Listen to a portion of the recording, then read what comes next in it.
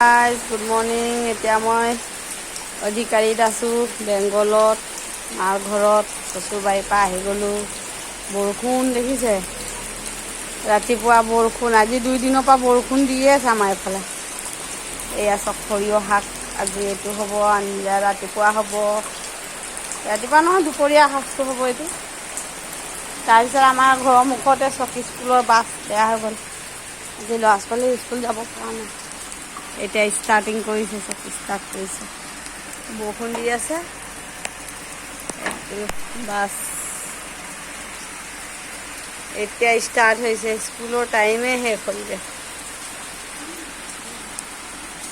এয়া ৰাস্তা এয়া আমাৰ ঘৰ এয়া সৰু সৰু ঘৰ আৰু আমাৰ